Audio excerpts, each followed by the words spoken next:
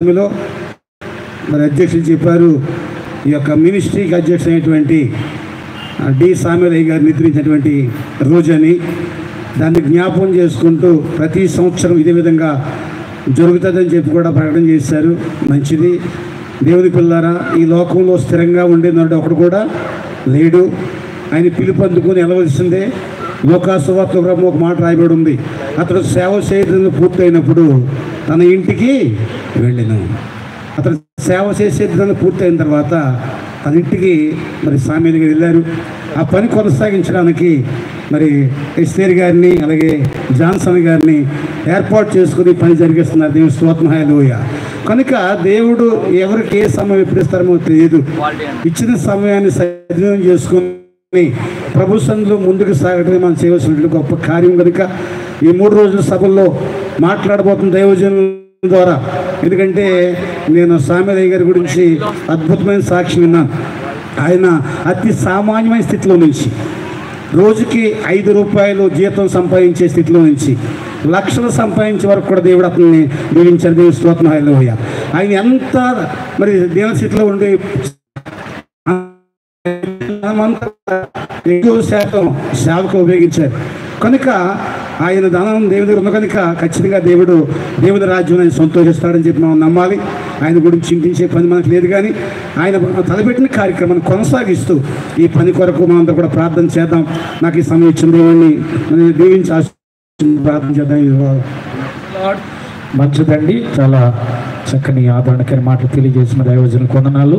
అలాగే అన్న భూషణ గారు, అలాగే సోమరాజయ్య గారు ఒక్కొక్క మాట తెలియజేస్తారు. రైట్.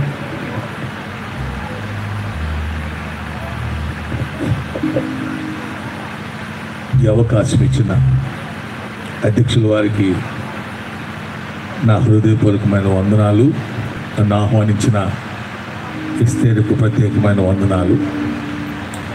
వేదికను అలంకరించిన నా తోటి దైవజనులందరికీ నా హృదయపూర్వకమైన వందనాలండి.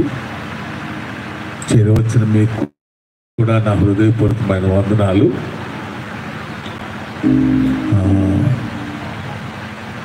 ఈ రోజు గురించి చాలా విషయాలు దైవజనులు చెప్పారు.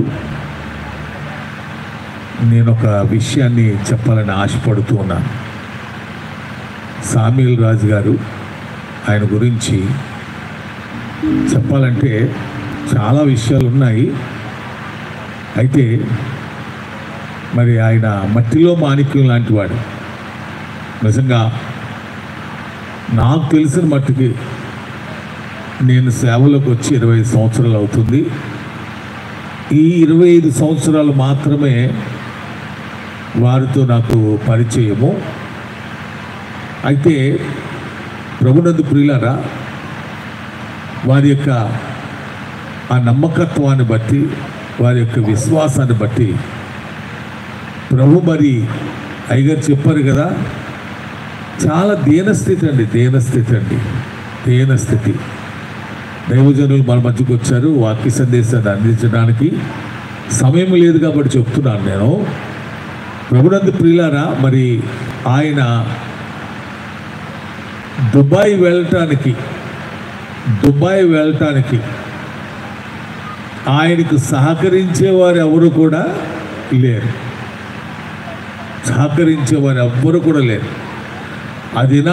ఆ దినాల్లో తన బంధువులు కూడా వెళ్ళటానికి ఎవ్వరూ సహకరించలేదు.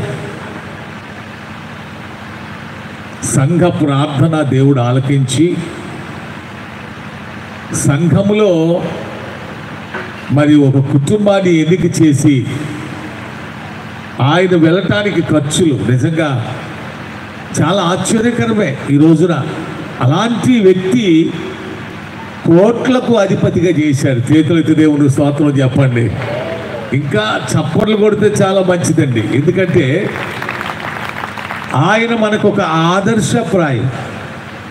అలాంటి వ్యక్తి దేవుడు ఆయన ఇష్టపడ్డాడు అంటే, ఒక వ్యక్తిని ఇష్టపడ్డాడంటే ఎంత స్థితికైనా తీసుకుని వెళ్తాడు.